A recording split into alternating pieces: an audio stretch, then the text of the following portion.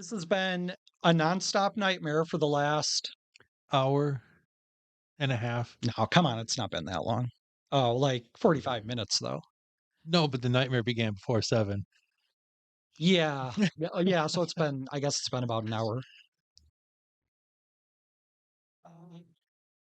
Roslyn says not echoey. Okay, That's awesome. good.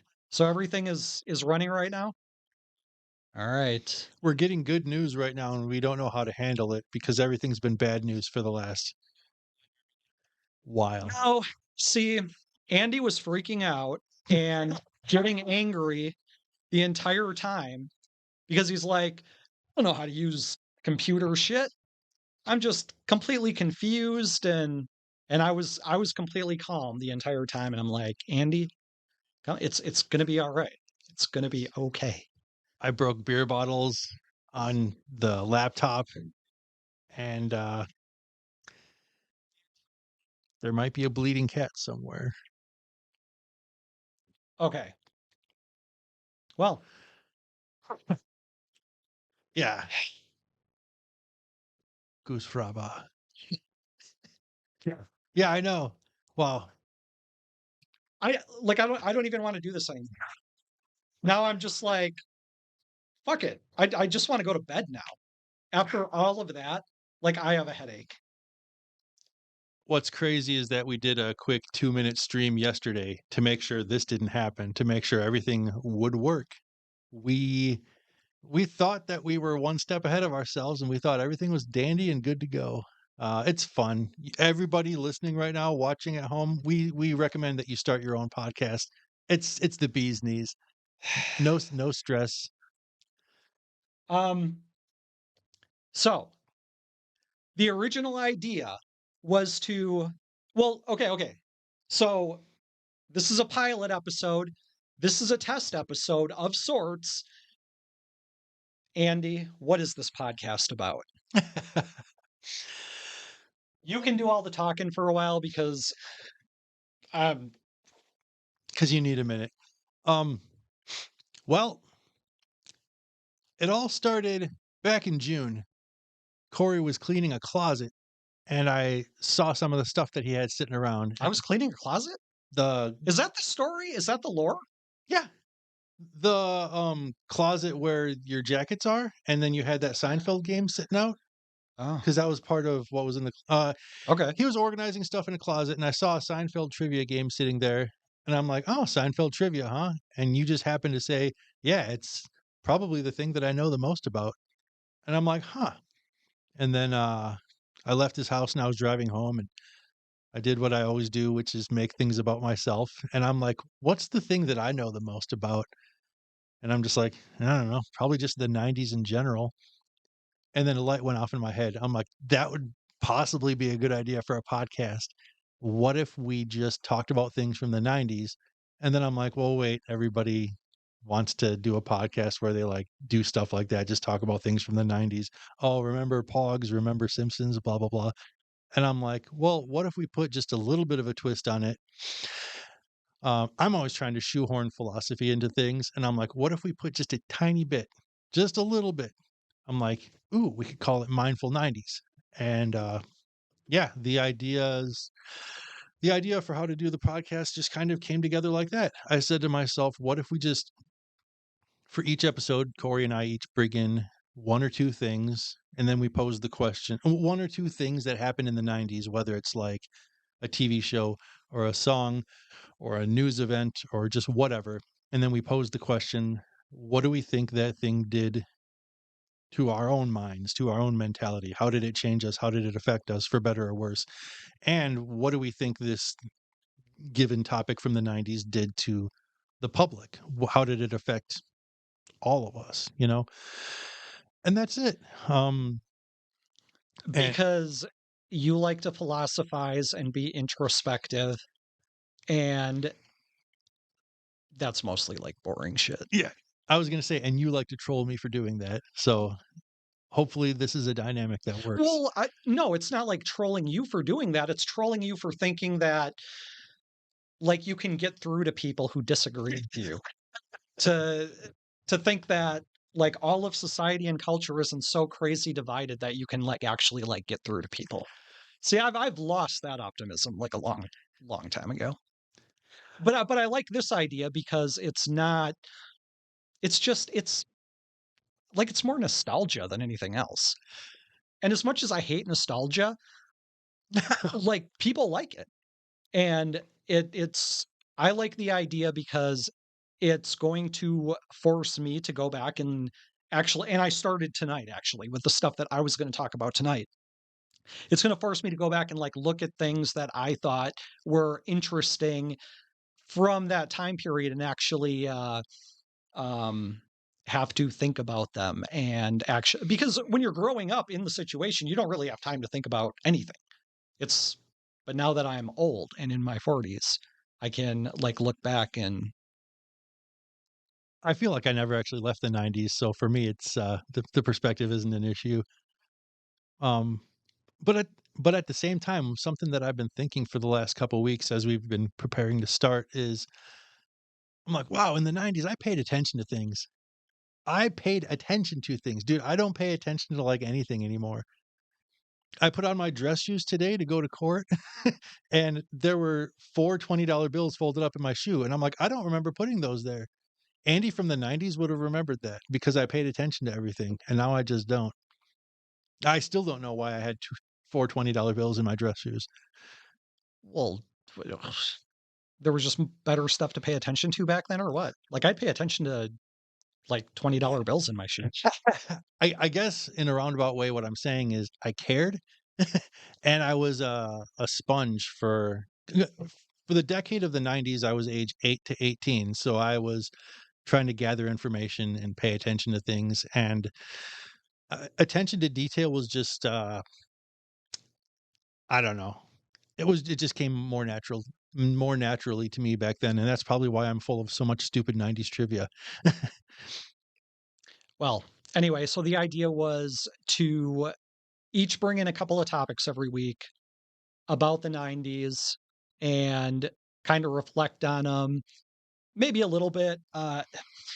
I don't know that I really have a lot to say as far as like reflection. Like I can say, "Oh yeah, that was cool," and I watched that. Like I'm honestly more interested in like how things came about and kind of more of the story and the history behind it. I mean, I could try to squeeze introspection out of you, and you can try to derail me No, yeah, from yeah, doing yeah. it when I do it too much. I don't think I'm going to do it on my own.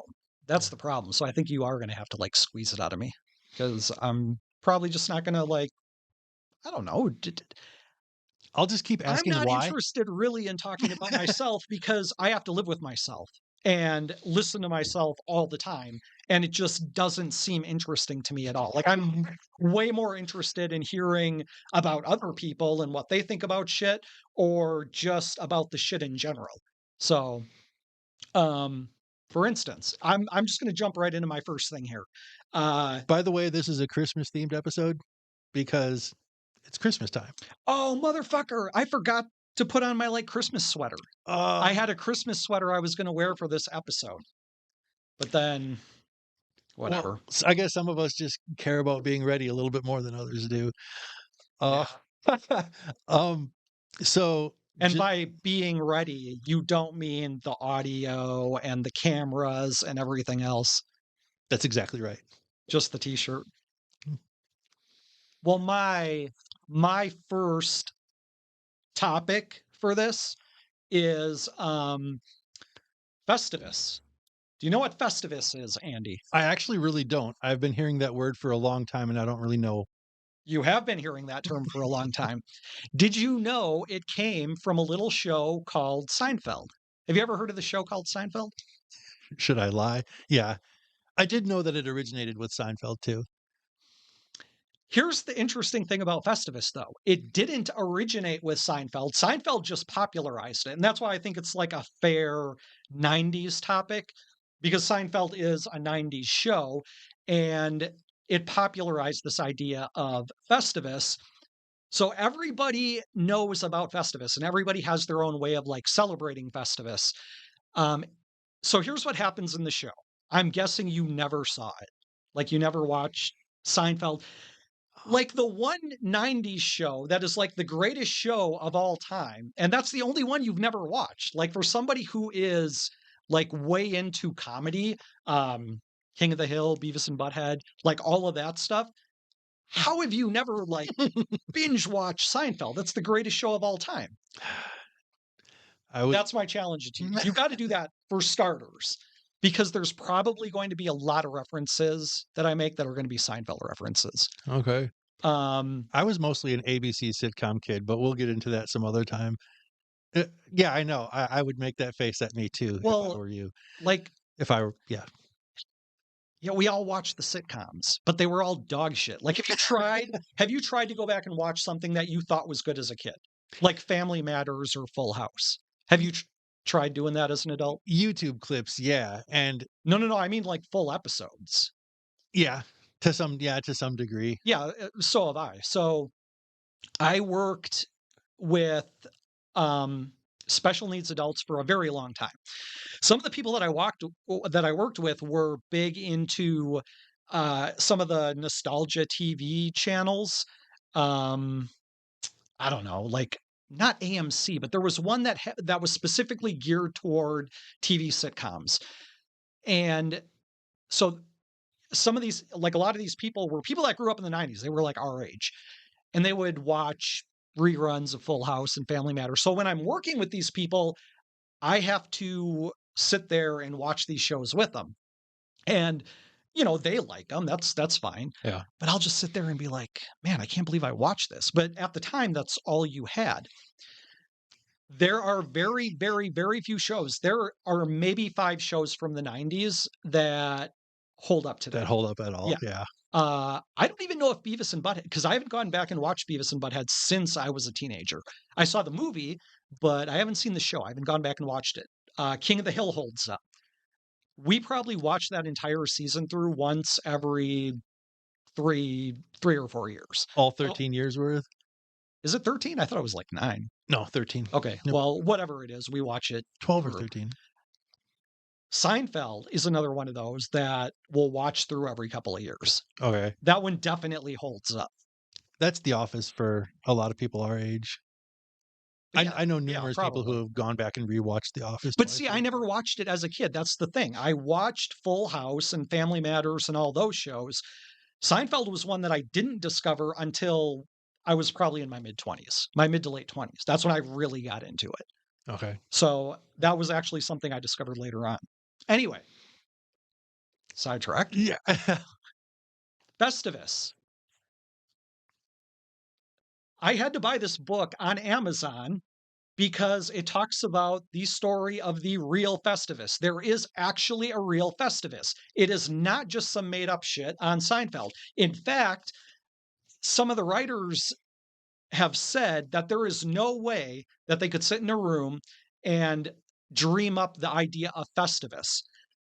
What happened was one of the writers on the show, this guy named Dan O'Keefe, the guy that wrote this book, he had this weird family tradition called Festivus that they celebrated, and then they kind of took it with the show. Now, what happened in the show was George Costanza was like people discovered about like his family's tradition of Festivus, and it was pretty much put on like by his dad, and it included a metal pole instead of a Christmas tree. It included the Festivus feats of strength, where you would have to fight each other. Like all these weird little traditions that had to do with Festivus that really didn't have anything to do with like the real Festivus. The only thing that was real about the Seinfeld Festivus and this guy's family's Festivus was there. There's a scene in Seinfeld where George's dad pulls out a tape recorder and he plays a tape of a recording from Festivus one year, and it's just George screaming and his mom screaming and his dad screaming. And that was part of the real Festivus. They would actually take out a tape recorder and tape themselves talking about all the things that they did over the years. And there was something called the airing of grievances that appeared in the I'm show. familiar with that, Yeah. yeah. So um, the airing of the grievances is a big thing in pop culture. I know the do you know who Rand Paul is? He's like a senator from Kentucky. Yeah. He does this thing on Twitter every year where he talks about the airing of the grievances, and he talks about like all the dumb shit that government's done over the last year, or all the things he doesn't like. He's like a libertarian, so nothing government does, he's going to approve of. But he took that idea and ran with it, um, and other people just celebrate it in all these weird ways. So I actually bought this book on Amazon because I'm like, well, it came from somewhere. Like it's a real thing, which is just bizarre to me. So I went through, I read the book, I took all of these notes, and so the real Festivus, the real one, is in the show. It's celebrated on December 23rd. And I think that only comes from like one line Kramer has in the show where he asks off from work. He doesn't work in the show, but in this particular episode, he has a job and he's trying to get off from work. And it's the 23rd. The real Festivus just happened spontaneously. Uh, his this guy's dad would come home and be like, "It's going to be Festivus today," or whatever. Right. And what they would do is sometimes it would happen like twice a year. Basically, the entire Festivus celebration was mom cooked some kind of meal. It has to be meat. The author says this is not for vegetarians. You have to eat something. You have to eat an animal. But that's like every holiday, That's Yeah, basically. you make and wear a funny hat. You eat dinner by candlelight. And during dinner, you can make fun of dad's politics or make fun of mom's cooking or talk shit to your brothers, and you don't have to use table manners. There's all this stuff that you would ordinarily get in trouble for, but because it's Festivus, everything is allowed to slide a little bit. When I was in Navy boot camp, they did something like that. Real quick side note, they did something like that for us, when there's about a week left of boot camp, you do a big obstacle course, and when you conquer the obstacle course, which requires pulling an all-nighter, um, at the end of the obstacle course, it's breakfast time. And for the first time after 8.5 weeks of being in boot camp, you get to eat as long as you want and talk to people. So that's It's the best thing in the world, but it's just such a basic thing. But after you've been deprived of everything for 8 weeks, even being able to lean over and touch the grass is yeah, like the so that would best thing make it ever. that would still make it pretty special. Yeah. And so I'm like this guy, he's writing about his experiences as a kid and saying, this is what we got to do as a kid. And so it becomes very clear that if you're a kid living in those conditions where mom is always bitching at you about having elbows on the table or chewing with your mouth open, and then you get one night where you don't have to worry about that, that would be No, pretty cool. absolutely. I'm sure you anticipate it, and then you look forward to it next year as soon as it's done. But there's no set date for Festivus. Or yeah, In yeah, that's fact, there's a line in the book where because he went back to his parents and he's like, "What do all these traditions mean? Like, what? Why is there no set date for Festivus?" That was one of the questions, and his dad literally responded with, "What? We got a special holiday just for our family, and you need a set date too?" And that's it. That was his answer. Like there's no, but if you watch Seinfeld, that's literally George's dad. That's how George's dad would say, "What? You need a set date too?" I'm Um, I'm familiar enough thanks to memes to know what George's dad looks like. yeah, yeah. But I imagine like this guy's uh dad kind of being like that, and he would um ask his one of the things with the real Festivus had to do with a clock and a paper bag. or I think it's just a bag. Like, it doesn't have to be a paper bag, but it has to be a clock in a bag. Nobody knows what that came from, but it came out every Festivus. And this Dan O'Keefe guy, this writer for Seinfeld, they've bugged their parents forever about it. And when he asks his dad just simply answers with, "That's not for you to know." And then they ask the mom, and the mom's like, who can remember? Who can say? So Mom's like, ask your dad. most of what Festivus is a mystery. And he thinks that Festivus for them started in, I think, 1976. So the kids were, I think the youngest one was 4 at the time, and the oldest one might have been 7 or 8. And that's when they started doing the Festivus audio recordings. So these kids just kind of grew up in this weird, so they went back and listened to like the audio recordings, and the one from 76, so half of this book, literally half of it, is these audio recording or transcriptions of the best parts of the audio recordings. Sure. And when you look at the 76 one, Dad opens up the tape saying, it's the 14th, we're celebrating the 14th anniversary. He doesn't say what the anniversary is. So this entire thing is just like wrapped up in mystery. The parents know exactly what this is. Either they're just like fucking with the kids, or they have this secret thing that's just theirs. It was thought that the original Festivus was a celebration of the first time they dated, the first time they went on a date. But again, nobody knows. Nobody knows where like any of this comes from. So they have the dinner by candlelight. There's the clock and the bag. There's the audio recordings because you just talk about what you did over the last year. Another thing the book contains is a bunch of recipes that you can make for Festivus. Is the That food is, good? I didn't make any of them. I mean, does it look good? Is it like ridiculous stuff? Well, it's stuff like lamb. Like, no, it's just it's Okay. regular stuff. Okay. And the other thing was Dad had this anti-fascist sign, a sign that literally said "fuck fascism," and he would put this thing up, and it was like that for years. And I think like Mom got to him after a while and was like tone down the language a little bit. And so "fuck fascism" became "screw fascism" at some point, which doesn't have the same like hatred for fascism. So yeah, it was like this whole big interesting thing, and nobody, like, it all came from this guy who was just this writer on Seinfeld. They needed something to make an episode about, like a Christmas related episode, and Festivus was it. And of course this guy was just kind of like, I don't know, I don't want to talk about Festivus. And in the show George is like that too, like he's totally embarrassed by Festivus, doesn't want anything to do with it. Basically since then it's blown up, it's become this whole big thing.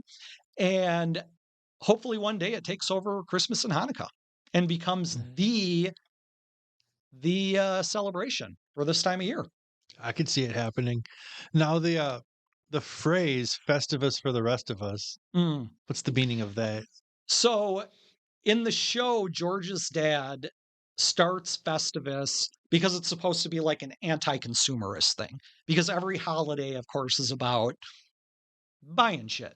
The King of the Jews was born and he's going to save all of humanity from hell. Let's celebrate by buying shit. Or, Easter's the same way. Like it's all Yeah, commercialism. absolutely. But the real Festivus for the rest of us, had to do with we're still alive to celebrate Festivus, and the people who are dead can't celebrate with us. So Festivus is for the rest of us who aren't dead, basically. And there's like these weird little poems and stuff they do. Look, it's kind of fascinating. It's just a weird thing, but it's definitely one of these things that you can just make up your own shit. That's all it is. The part you said about the parents being kind of secretive and like that's for us to know, that drives me crazy. I hated stuff like that Yeah, when I was a kid. I'm. You, like honestly, it probably just has something to do with like that was the first time they fucked or something like that, and so it's just kind of like like a private little thing between them, and obviously they're not going to bring that up with the kids and everything. But also, kind of related to this entire thing, I have a Festivus card for you, so you can go ahead and open that up. Let the world know how giving and generous I truly am. Peace on earth. Oh, aw. I'm not even a Oh, dog wait, person, but I'm not a flag person. wishing you a season of peace and happiness. Aw, thanks. Hmm. I'm big on peace. Absolutely. I think peace is cool. A donation in your name has been made to the Human Fund. Wow. You're welcome. Hey, yeah, thanks, man. For sure. Oh goodness, I don't know what to say. I haven't gotten a gift in a long time. But see, the best part about that gift is that you like gave it to somebody else. Right, but I get that warm fuzzy, That's right. and I'll take all the warm fuzzies I can get. Uh, that's pretty awesome. So that's kind of the story of Festivus. I thought it was cool. Seinfeld popularized it, but it's always kind of been a meme. And it was only recently that I discovered that it was like a real thing. Like it actually was a real thing for one family. So, Basically came from the 70s, you said. Those yes. were the early Well, no, it origins. came from the 60s. Okay. It started with the parents. And that's why nobody can get any answers out of them. If Festivus does overtake Hanukkah and Christmas, do you think it should be the 23rd, or do you think people should still be able to celebrate it when they want to? Yeah, I think it's got to be celebrated when it's most convenient for you. Because otherwise, it's just like every other holiday, right? It's really forced family time, like at a certain time of year. Like, the 25th of December, that's forced family time. You got to open presents with your kids. You got to like buy them presents. And then there's like Thanksgiving. And we know when these holidays come around every single year. So Festivus, in order to truly be magical, it has to be at a date that you choose, that nobody else even knows it's happening. Because if everybody starts celebrating Festivus at the same time, then everybody's going to be donating to the Human Fund. And then we get fascism. Wait. Yeah, yeah, that would be fascism. Yeah, Huh. Uh, there's travel issues would get worked out, that's for sure. people in the chat are saying that I'm really sweet to have given you that thoughtful gift. What is the Human Fund? It's I mean, it sounds cool. I Sounds would call it promising. like it's just really about people helping people, you know. Okay, I kind of don't know. That doesn't really clarify much of anything, but I It's the greatest charity ever. I will Definitely for sure. I will be looking into that later. Well, I wouldn't do that. I mean, are you did you help fund a human centipede in my name? Because The I would Human Centipede Fund, that would be great. talk about giving me real warm fuzzies. That would be the way to do it, man, for sure. Uh, should I go? Go for it. Well, um, Anybody who needs any more questions answered about Festivus, ask me because I'm an expert. Read the book. It's like reading the Bible. yes, indeed. We have to. I was supposed to have set up social media for this podcast by now. Wait, that's not true because this is a pilot, which means that Which means you're just looking for excuses not to do like more work. absolutely, it's Christmas time, and you all have to be nice to me for not having set up social media for this Well, I podcast don't. I yet. made a donation in your name, so uh, we're gonna take next week off and then come back 2 weeks from today. Was that our plan? I hope that's our plan because I just said yeah, it. we should do it. We Yeah, should do it right away in the new year.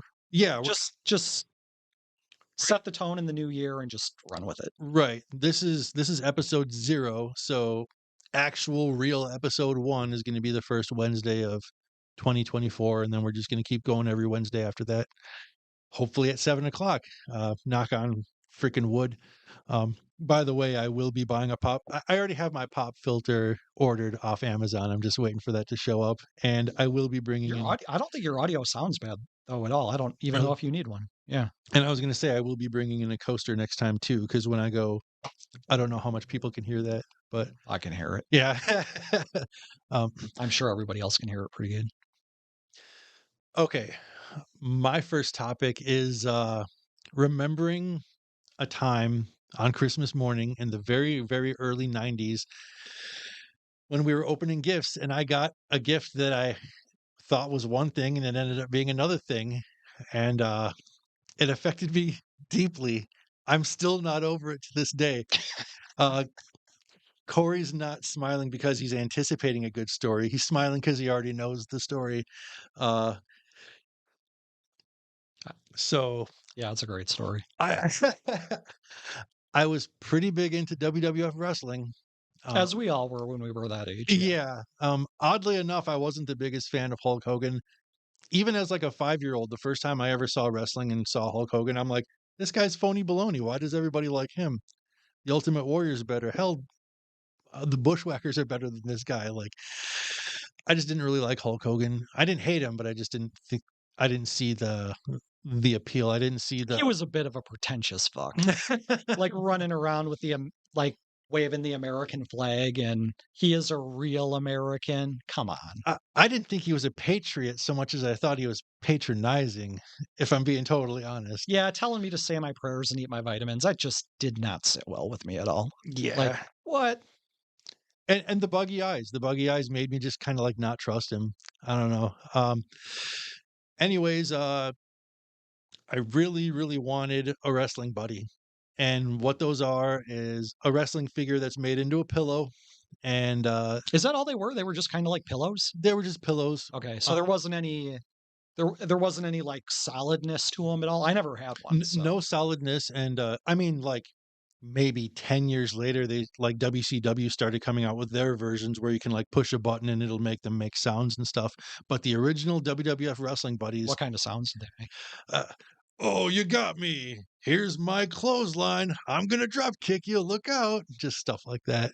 Um, the original WWF wrestling buddies, it was uh, a series of four and then another series of four. Hulk Hogan, Ultimate Warrior, Million Dollar Man, Jake the Snake, both guys from the Legion of Doom, Big Boss Man, and crap, I don't know who I'm forgetting, but there was eight. And I dang it, now I want to get him. Hogan, did I say Macho Man? Hogan, Warrior, Macho Man, both guys from Legion of Doom, Jake the Snake, Big Boss Man? Big Boss Man. Did I say Million Dollar Man? No. Oh, there you go. That's eight. Um, Christmas morning, we're all sitting around opening our presents, and out of the corner of my eye, I can see these presents and the way that they're wrapped.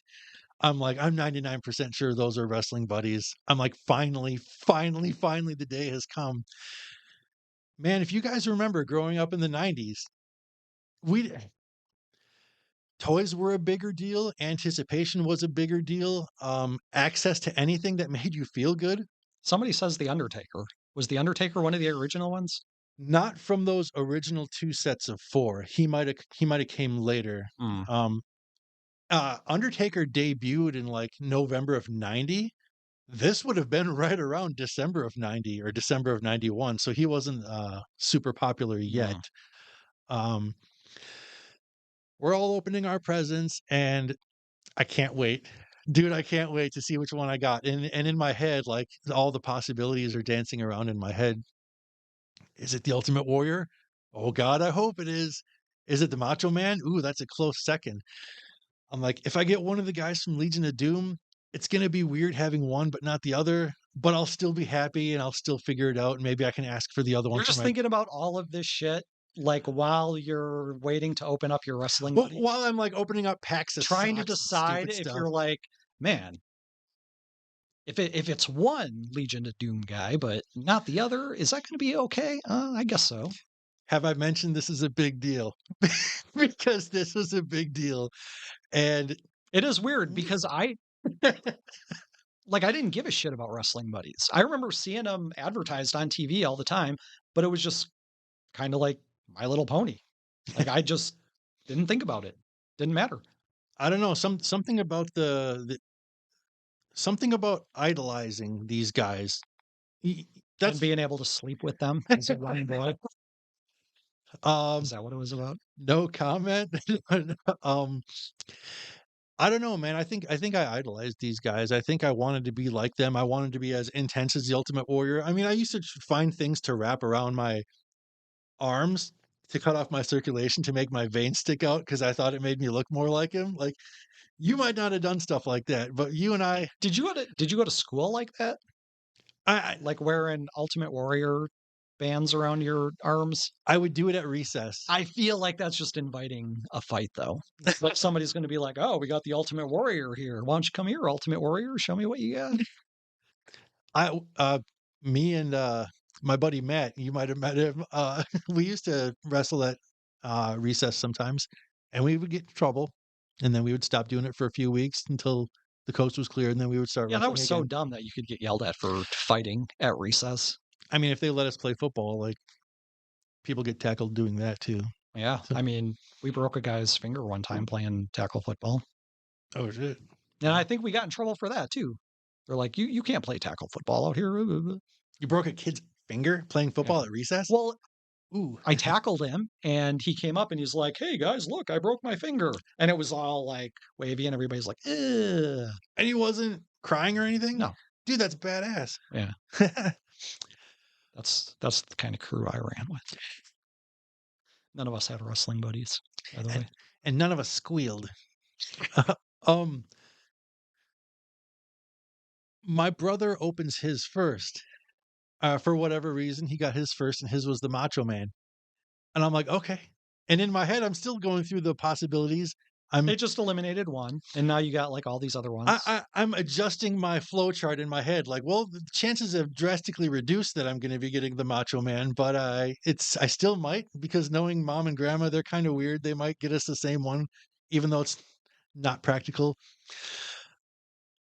And then comes the moment that I get to open mine. Anybody wanna take a wild guess as to what mine was when I opened mine?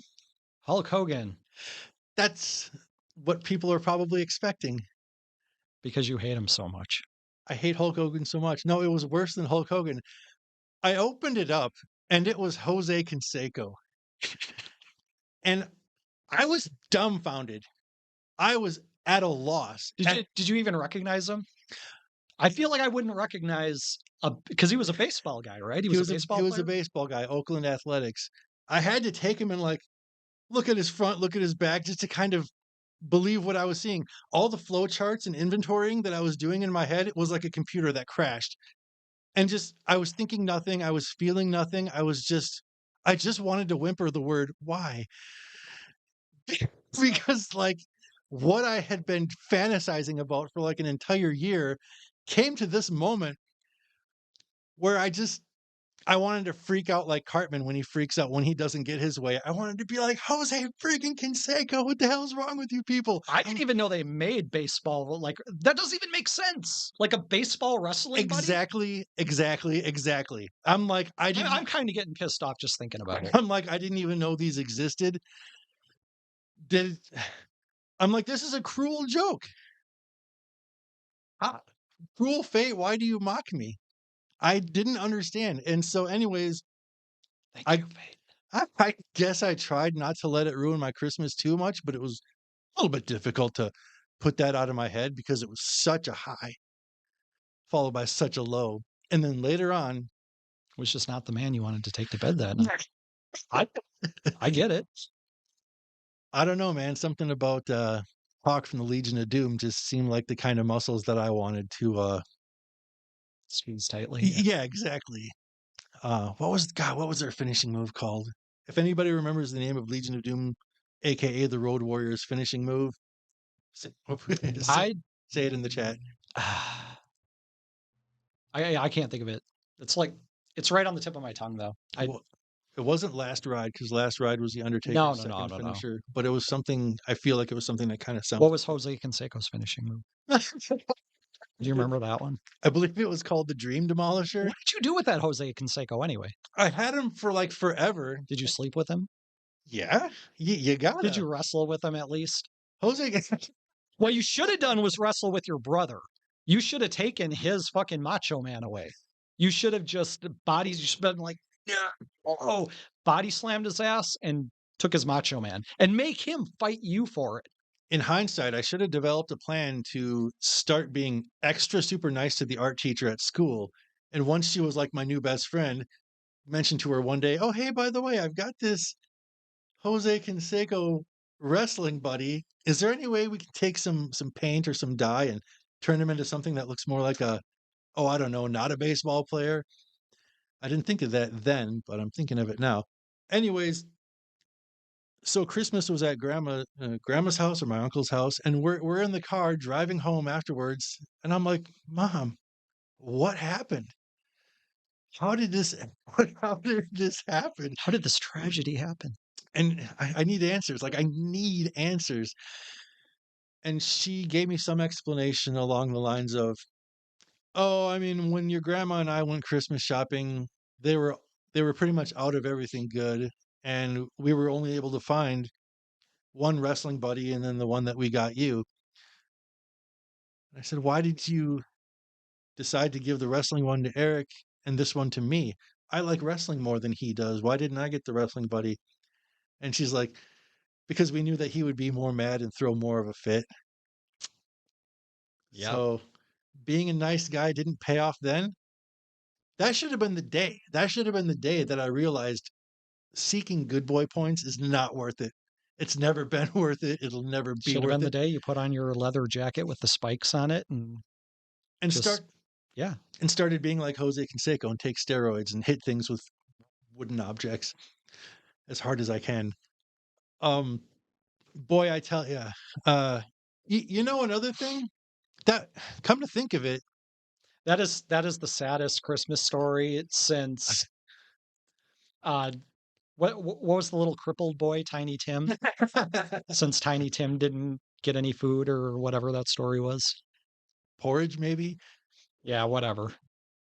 Come to think of it, side note, mom used to tell me that she liked it when I did dishes better than when Eric did dishes because she's like, he doesn't get them clean. I'm like, oh. And you know, she would give me $1 for doing dishes, but she would also kind of force me to anyways because she either didn't want to or she was busy. And as time passed by, I'm just like, wait a minute. I exposed myself by washing them well. It's the same as when parents say, "Oh, once we see you get A's on your report card, now we're going to expect it all the time because you've shown that you can get A's." I showed that I could wash the dishes well. Eric was smart enough to not wash the dishes well, so that way no one would ever expect things from him. And then he got Macho Man, dude. But you got $1. You could have been saving up for that Macho Man. God, what did I spend my dollars on back in the '90s? Probably fucking candy or something. It was I you. bet you could have bought the Macho Man from your brother at some. I would have bought it from him, and then he would have just punched me in the face and taken it back and been like, "I didn't sell that to you." Um, I think back in those days, if I did get a buck or two in my pocket, I would buy candy. But if I got $5 or more, it was always Metal Edge magazine, sometimes Simpsons Illustrated, but usually Metal Edge.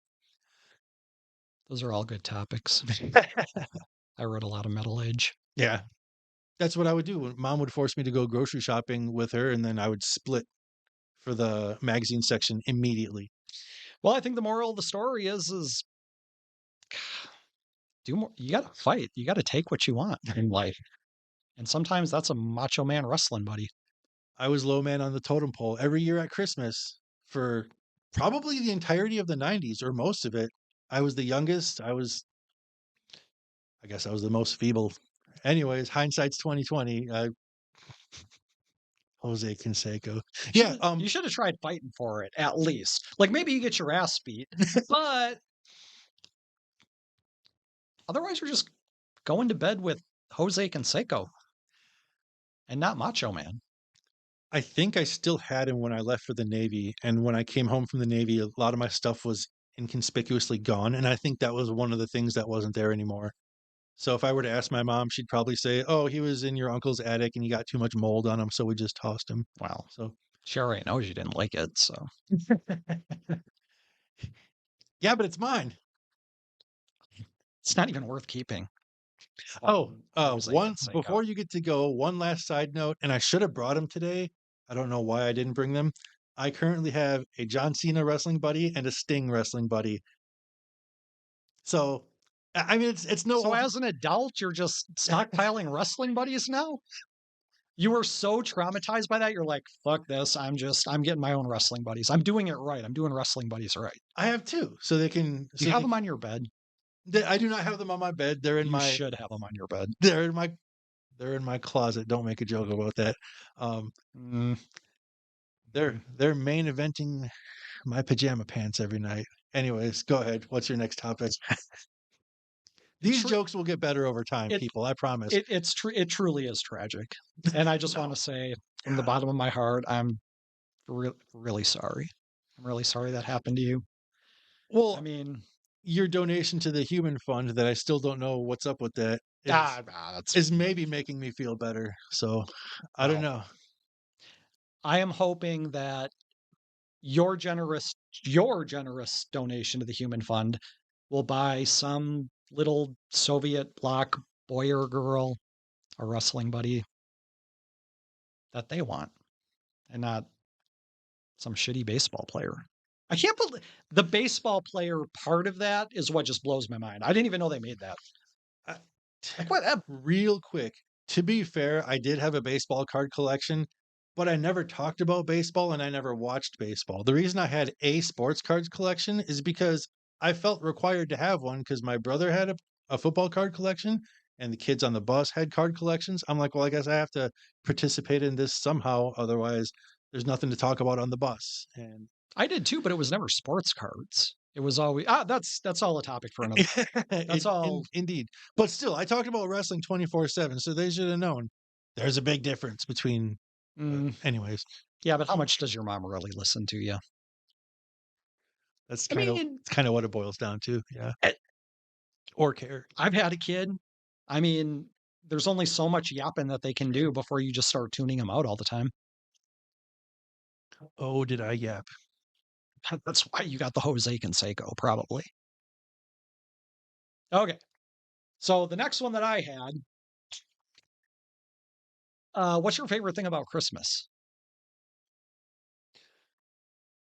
I don't know, probably ham? It's the Ham. first thing that pops into my head. Really? Yeah. It's not getting it hasn't It's not getting gifts, obviously, it stopped being that, on right that day. right right around the end of the '90s, right around the time I became an adult. Yeah, when you become an adult, doesn't matter because you can just buy your own shit. Yeah, that's part of it, yeah. My favorite thing about Christmas is, have you ever heard a song called "All I Want for Christmas Is You"? Yes, I have. Uh, A f a yeah. little known artist by the name of Mariah Carey. How many people just left the chat? I obviously I fucking hate this song. And here's the thing. A lot of what I say, like I blame boomers for everything. Like everything bad in the world or society, I blame boomers. Uh all the wars, the economy, everything bad is because of boomers. Politics, shitty politics, it's all shitty, but boomers. Hulk Hogan is the epitome of a boomer ruining wrestling, but we'll talk about that later. Okay, sure. No, So it absolutely boomer Hogan ruining wrestling. 1,000%. This one's kind of on us. This is kind of on the Gen Xers.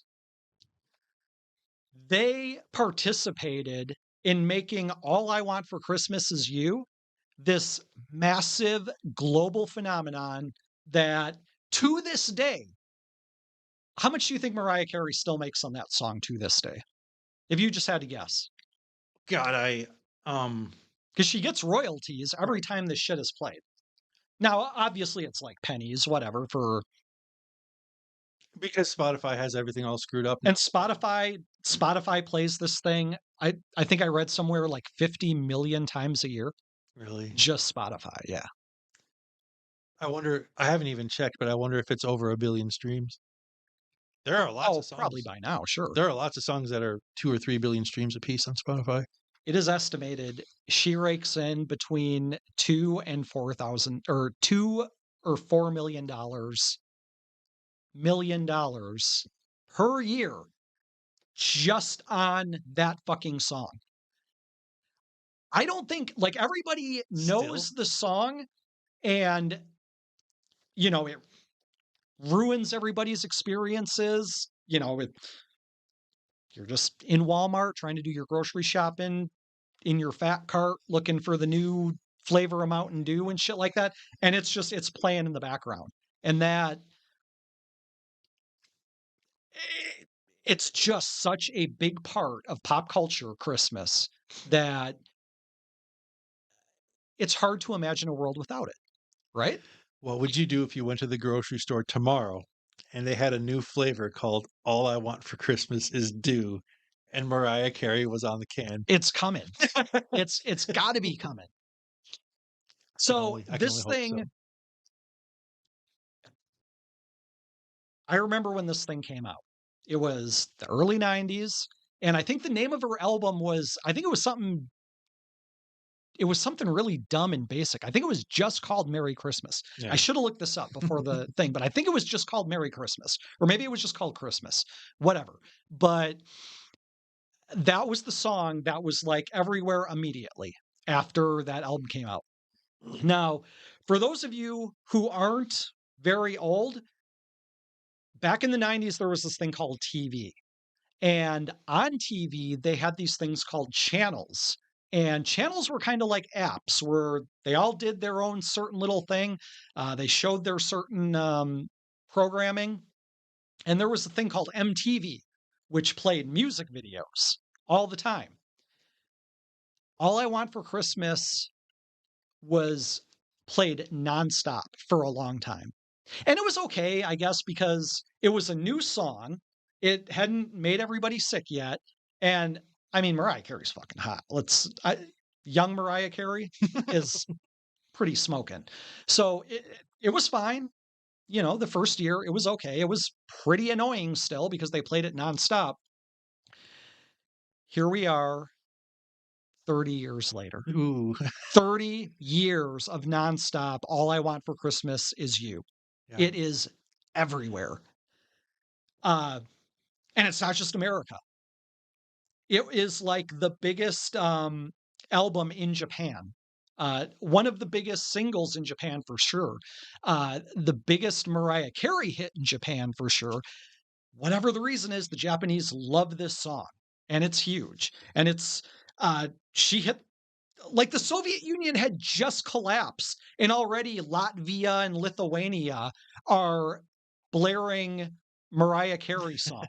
Uh, that's horrible. I would rather go back to communism than listen to this thing nonstop. Like, what a terrible reintroduction back into like capitalism. Anyway, so this thing, for this podcast, I sat down and like rewatched the video. Um, it's only like 4 minutes long. It feels like an hour. Uh, but I watched it and it's exactly what I remember. But what is interesting is like the metrics on YouTube. So this thing it's close to like 1 billion views at this point. People are just, for whatever reason, it's not enough that they hear this everywhere they go out in public, but then they come home and they watch it on YouTube and they listen to it even more. Their own free will. What is going on here? And it's seasonal. Other songs are enjoyable year round and have 1 billion YouTube streams, but this one's seasonal. So it's just a high concentration all at one time. Uh, do yourself a big favor. Sometime go on YouTube and type in Mariah Manson. All I Want for Christmas Is the Beautiful People. Uh, Oh, I've seen that. yeah, Yeah, I sure, was gonna sure. say Yeah. I cannot hear that without a big smile on my face. That's the reason for the season as far as I'm concerned. Yeah, people should they should swap out the stupid Mariah Carey song for that. Like, you get a little bit of your Mariah Carey in it. But it's appropriate. And I don't want you, and I don't need you. Ooh, baby. Like it's chef's kiss. This is like the Christmas song for basic white girls on a level like Mariah Carey nailed it. Like this is gonna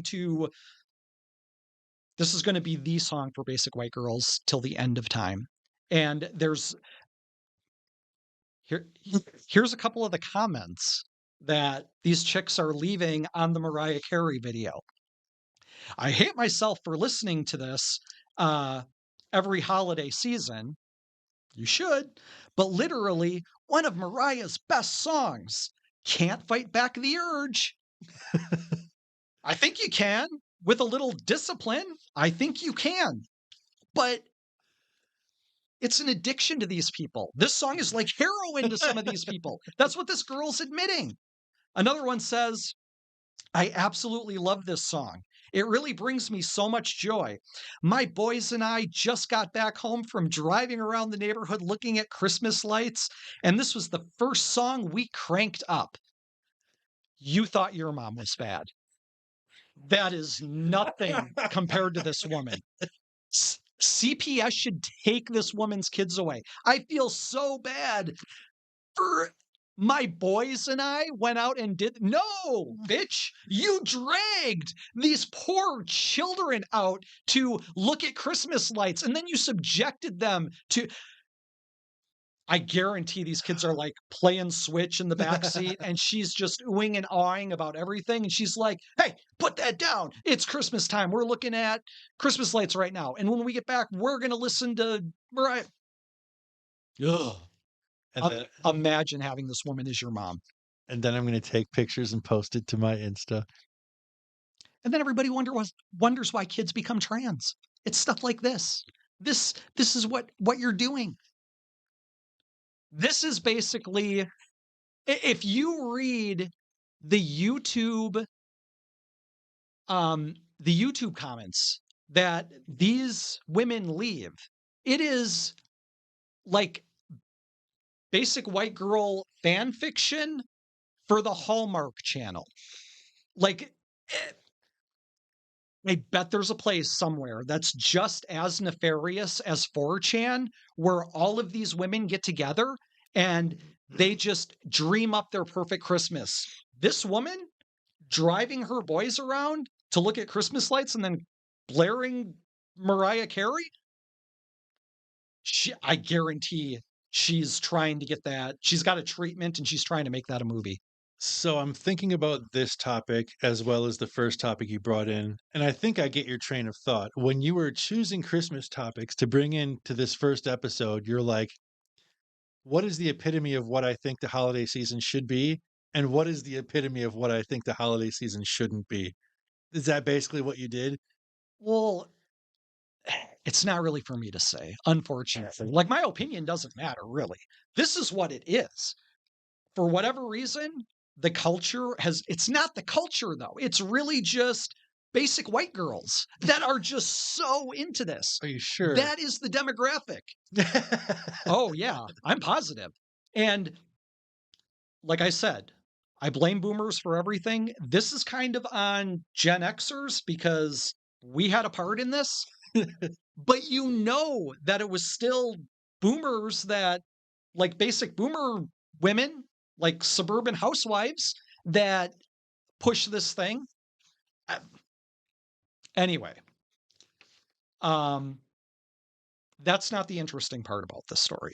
Like Oh, all of that is not the interesting stuff. oh goodness. Um, thank God, because I thought I was just going to have to talk about Mariah Carey and this song. Nope. It turns out that Mariah Carey's being sued for trademark infringement by a guy named Vince Vance, who is currently in the process of suing Mariah Carey. And there was a lawsuit, I think that was filed a couple of years ago. Why it's only been filed recently is the question here. Let So me this let me guess. He made a song of the same name. yes. First thing Now, that popped into my head. Yeah. Vince Vance is a guy, he's basically like Vince Vance is a stage name. I don't know what his real name is. It's Andy Stone, maybe something like that. Anyway, so Vince Vance is this guy who he's like a Vegas act. He's like one of those acts that you see in Vegas or on a cruise ship or something like that. When He's Wayne Newton very is sold out. yeah. Oof. When Wayne Newman and the 75 other acts behind him are sold out, that's when they call this guy in. Gotcha. Um, he had it like a semi country hit back in 1989 called All I Want for Christmas Is You. Same thing. So this came out, what about 5 years, 4 years 5. before Yeah. before the Mariah Carey song. This is a country song. So I'm curious. I'm like, okay, I had no idea. Went back and listened to this guy's song. It is just like your standard, tired country song. Uh, the only similarities that these songs share is that the end of both choruses are All I Want for Christmas Is You. That's So it. it's the couple of lines and then the rhyming thing. All I Want for Christmas Is You. That's how they both end. That is it. So I don't know what, like, this guy is in his, God, he's got to be in his late 60s, early 70s now.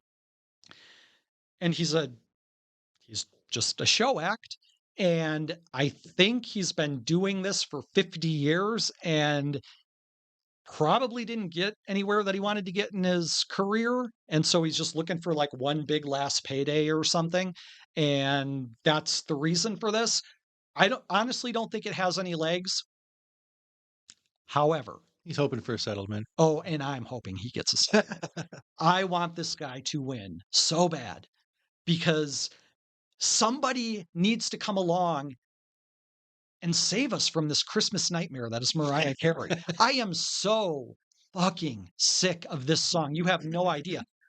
We've been listening to it for 30 years. All of the other Christmas songs are it's just background music. For whatever reason, that is the only one that really stings. Um, oh, here. For me, it's dogs barking jingle bells. But then again, dogs barking just kills me. Let's take a look at here. I'm going to show you this. This guy right here.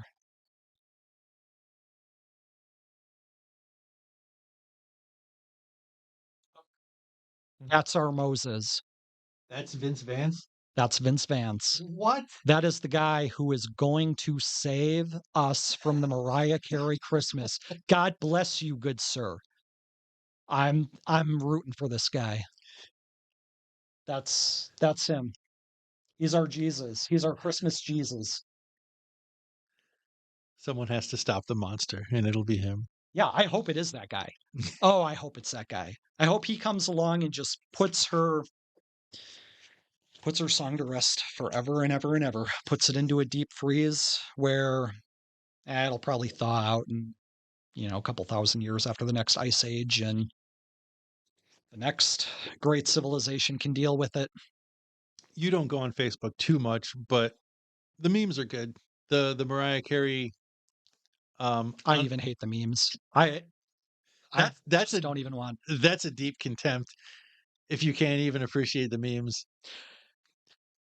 But I think it all started because of how that video overran MTV.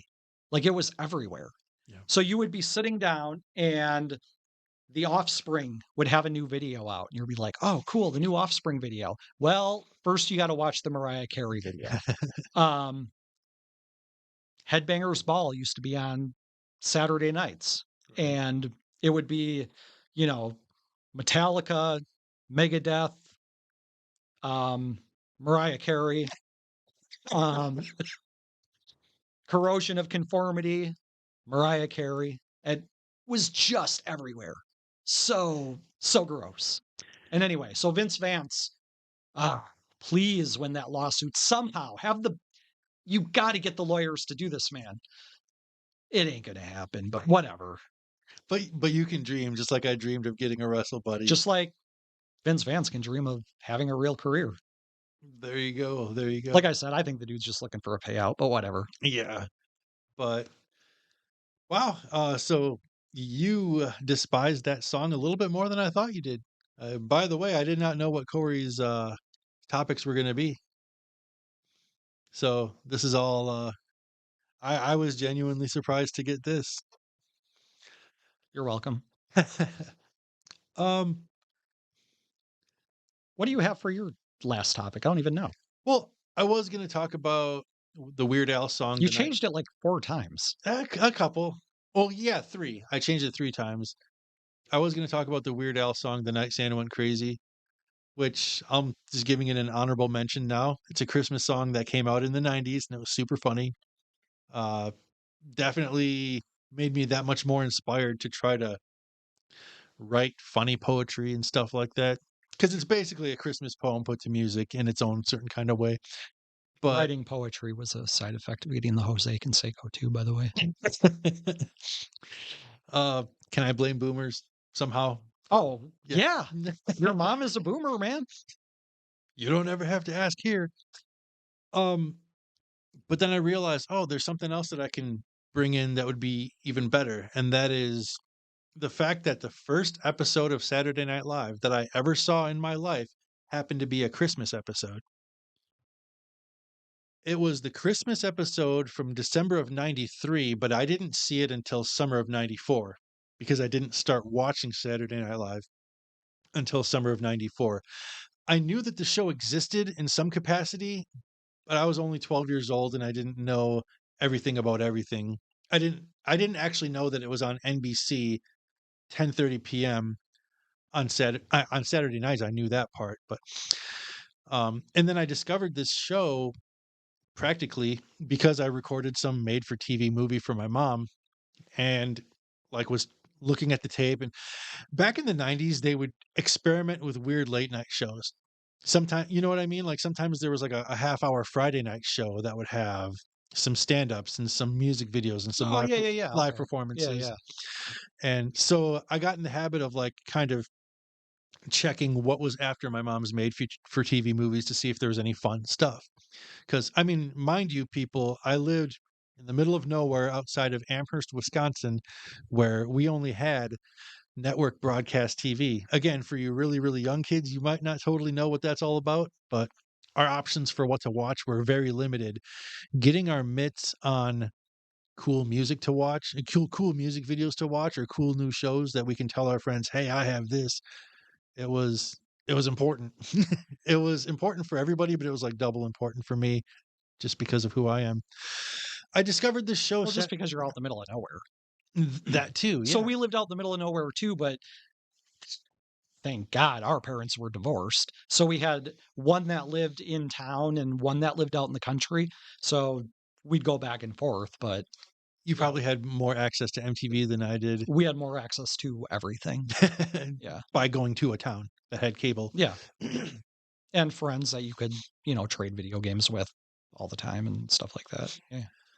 So I discovered Saturday Night Live because it was at the end of this VHS tape where I recorded a show for my mom, and it happened to be again, I caught it in reruns. So it was the summer of 94 when I saw this episode from Christmas of 93. It was hosted by Sally Field, and the musical guest was Tony. And the episode starts with Adam Sandler singing a doofy Christmas song. It wasn't the first skit, it was like the cold open of the show. He's singing this doofy little Christmas song, being his adorable Adam Sandler self, and I had no idea who this guy was. And I'm like, that was hilarious. And this guy is like oddly, charming and self-confident, even though he's just singing this dumb song and the crowd's eating it up. The crowd is cheering like crazy. And then Sally Field did her monologue. I'm like, that's pretty cool. And then it was like either the first or the second skit was Matt Foley, motivational mall Santa Claus. Most people, Holy shit. I don't even remember that. really, Yeah. because he did a grand total of probably 5 Matt Foleys. Oh, yeah. Your average person saw Matt Foley for the first time when he went to the When he house went to the house with with Christina Christine Applegate. Applegate, Yeah. Yeah. David Spade, Phil Hartman, and Julia Sweeney was the mom. That episode was about a year and a half before the time I'm talking about. So my first introduction was Matt Foley, Motivational Santa Claus, and it was just so funny. This entire episode was a game changer for me. At age 12, I'm like, up until then, the only sketch comedy I had ever seen was like In Living Color. By then, it had been on for about 2 seasons. And In Living Color was the funniest thing in the world. It was on Sunday nights. And then on Monday morning, all you and your friends did on the bus was try to remember the funniest quotes and just keep rattling them off. And then again at lunch, and then again on the ride home, because you needed that. You needed those good vibes to get by. And Saturday Night Live was that, but 3 times longer because it was an hour and a half show. And then there was a skit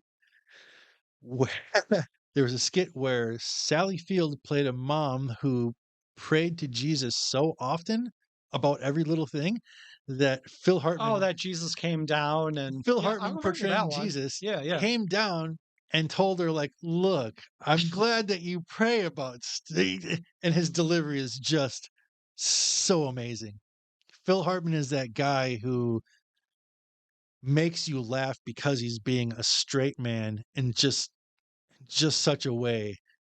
Uh, R.I.P. Phil Hartman. He was the awesomest. Um, You think he was like that right before he got shot? You think he was just like, look, I see that you're a little angry there. You got that gun pointed at me, and Look, what? lover. I Yeah, it know. was like his old lady or something, wasn't it? Yeah, it was Yeah, his yeah. old lady. Yep. Oof. Um, I bet you he was goofing on her, and that's what made her pull the trigger. That was just like the final. She's like, all right, I'm sick of your shit. it's possible. Most people just blame Andy Dick, but we can talk about that some other time. Um, this episode of Saturday Night Live, like I said, I can't overstate this. It was a game changer. It was shortly after that that Adam Sandler and Chris Farley both had their movie careers take off, and I just wanted to be like them.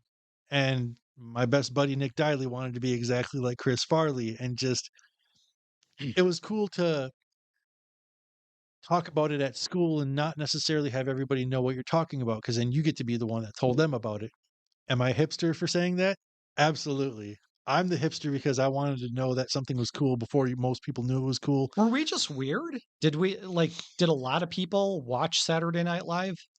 If they That were were, they our weren't age? talking about it. Otherwise, I would have found out Yeah, about it sooner. maybe not. It's It was such a part of our Saturday night that I guess yeah. I never thought anything of it. I just thought everybody did. I grew up in a house where nobody ever told me anything, so that's another part of it. I'm surprised Eric didn't. My older brother, he didn't figure it out sooner and like tell me, or I didn't even like walk into a room while he's watching it because he must not He have had known a about cool it. wrestling buddy to play with. He didn't have time for your little kid shit He's got with your little Jose Canseco. he's got his priorities. That's understandable. I mean, Macho King means that now once you own him, you have to start doing things that kings do. Otherwise, what's the point of having him? I suppose. But yeah, man. I mean, trying to put a little bit of a mindfulness, philosophical type of a twist on my two topics here.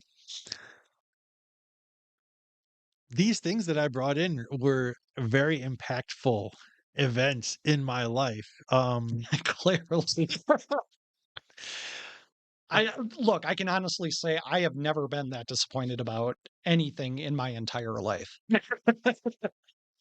I can't think of anything. It was certainly not anything I ever got for Christmas or my birthday or anything. I just assumed I was, probably going to get shitty stuff anyway. So That's a big part of my problem was high expectations, expectation. Yeah, high way too high of expectations. expectations. But what do you do when stuff sucks all the time? Ah, you have to wait for a payoff. I don't You know. have to I feel, I feel like we just learn to expect stuff to suck all the time.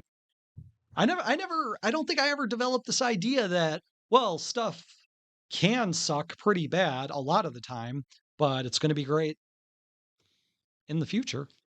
But Not as a kid, anyway.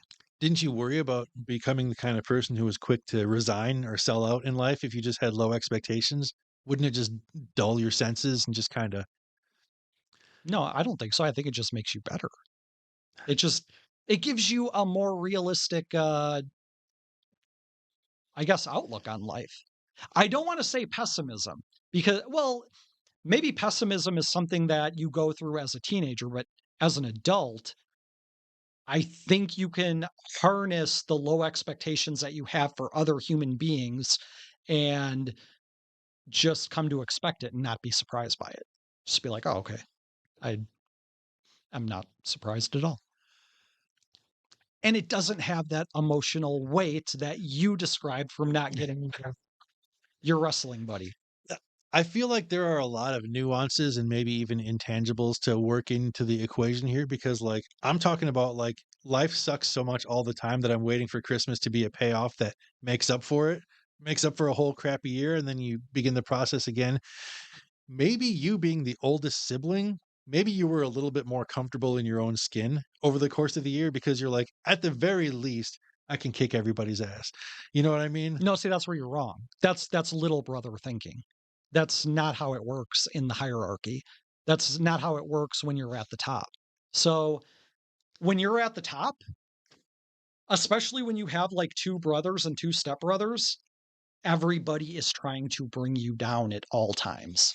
And so, you constantly have to be on your guard because they're at any moment they can just like jump up and like mob you and attack you and rip you down and try to raise up to your place. I didn't do that to my brother, and I wonder if he's mad because he was waiting for me to, because he wanted the challenge, and then it just never came. But see, I never wanted the challenge. I wanted to be at the top and just be happy and comfortable forever and ever. But The you Macho can't. King. You can't. It's a lot like in the Middle Ages where the king always had to be careful because the peasants were always going to rise up.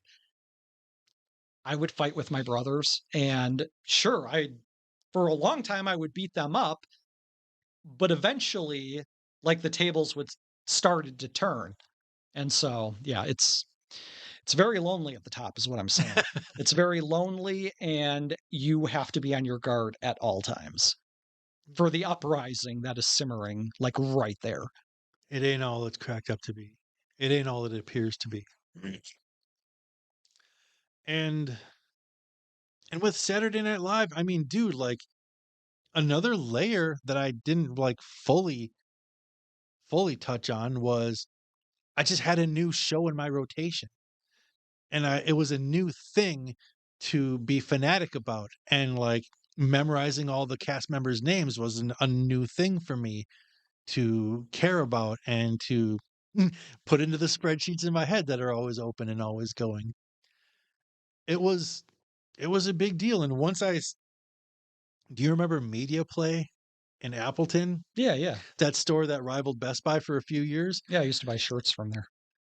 I found a hardcover book called Saturday Night Live: The First 20 Years. Technically, season 20 had just started, so it was really only the first 19 years, whatever. And I bought this book. I don't know what it was, a hardcover book. It had to have been 30 bucks. I don't know why, as a preteen or whatever age it was, I had enough money for it. I didn't ask for it as a gift. I had the money for it when we were at Media Play. I wonder if I had, 'cause I wasn't good at saving my money. Anyways, I don't know why I had 30 bucks or whatever, but I did, and I bought this book, and it gave me something to read on long, boring car trips, and I would that's reading this book like, did I mention that nobody in my family ever told me anything? I don't think anybody in your family ever read. I'm like, my mind is being blown. This is mid-90s, we didn't have the internet in all of our houses yet. I'm discovering that this is where Bill Murray came from. I'm discovering that this is where Chevy Chase, Dan Aykroyd, all these people came from. Mm. I'm reading this book on long, boring car trips. Not that I needed anything to replace, looking at the atlas for the 9 millionth time, but so I'm looking at this book and I'm just like, oh my god, where has Saturday Night Live been all my life? Like, realistically, even if I've discovered the show at like age 7 or 8, it might have been a little bit like, oh, it's over my head and it's really late at night and I'm usually used to wimping out at 9 p.m. So I still wish I would have discovered it a couple years earlier. But age 12 is still pretty good. And it just became my whole life for many, many years. And now I listen to Dana Carvey and David Spade's podcast called Fly on the Wall, where they mostly talk about their time at SNL. And not all, but the vast majority of their guests were on SNL or were somehow directly related to it. They talk about a lot of running themes and they touch on a lot of certain points with every guest. And one of the reoccurring points is they say everybody seems to think that whatever the cast was when they were in high school, as a watcher, as a viewer, whatever the cast was when they were in high school, that was the best cast. Mm. It seems that everybody does that. For me, it was sixth, seventh grade was the best cast. So a little bit before high school. My high school years, the cast was like right around the time I hit high school was when they got rid of Sandler and Farley and all the good old stand-up boys, and they started getting Sherry O'Terry, Will Ferrell, Molly Shannon, the Oh yeah. improv players. It wasn't for me. So I'm totally not that guy who prefers my high school years of SNL. Not at all. Yeah, Yeah. I think I must have stopped watching the show shortly after all of the early 90s guys left. Yeah. And it's not that I didn't think Will Ferrell was funny. Yeah, It it's just not that became at a all. it It's became a different show. I just got more into like fucking and drugs. I mean, than watching TV. That's really on a Saturday night, like you're Right. out just partying all the time. You're not at home watching Saturday Night Live with your dad in his fucking tidy whities and Or me with my Jose Canseco, wishing that he was my dad. But oh, and to bring all this full circle in a very convoluted way, there's a special, I believe it's still up on Netflix, that the Lonely Island made called The Unofficial Bash Brothers Experience. And it's their own comedy rock opera. It's like a half hour long where Andy Samberg and one of the other Lonely Island guys, Akiva Schaffer, they play Mark McGuire and Jose Canseco. And they're wearing the Oakland A's uniforms from back in those days. And every time I'm looking at Andy Samberg, I'm like, that's my Jose Canseco. You know, if did your mom ever apologize to you for that? has she ever apologized for anything you're asking? No. No. If if the timelines could have been different or, if things could have worked out different to where I received this Jose Canseco doll at a time when the Lonely Island's Bash Brothers experience existed, I could have just pretended it was an Andy Samberg doll. That would have made me just as happy as having an Ultimate Warrior. He'd have been better in bed. Perhaps.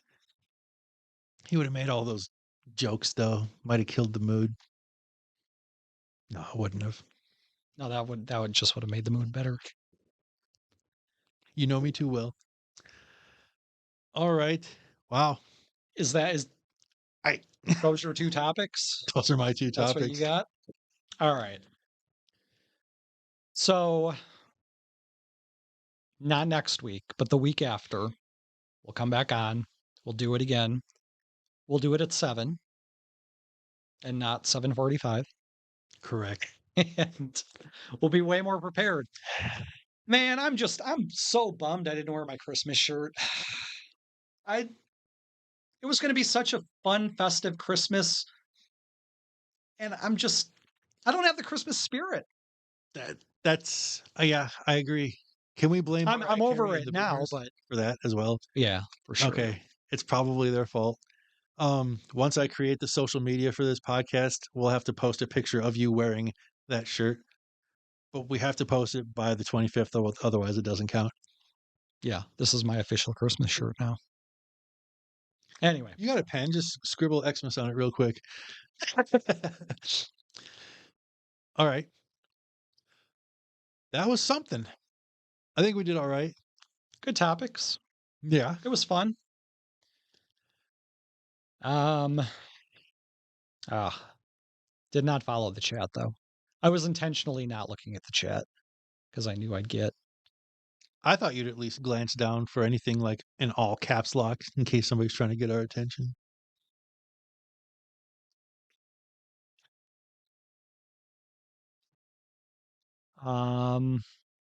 So apparently, So that was an hour and 24 minutes. yeah, That's I'm gonna go ahead and end this, I guess. okay. So, all right, it was fun. Thanks a million to everybody who showed up. I hope you're into it. I hope you see the potential in it. Not that a I see troll. in it. Still can't hear the guy with the glasses. I'm sorry, what? Yeah, the guy with the glasses. People can't hear me? Uh, one of us has a mic that's not working, but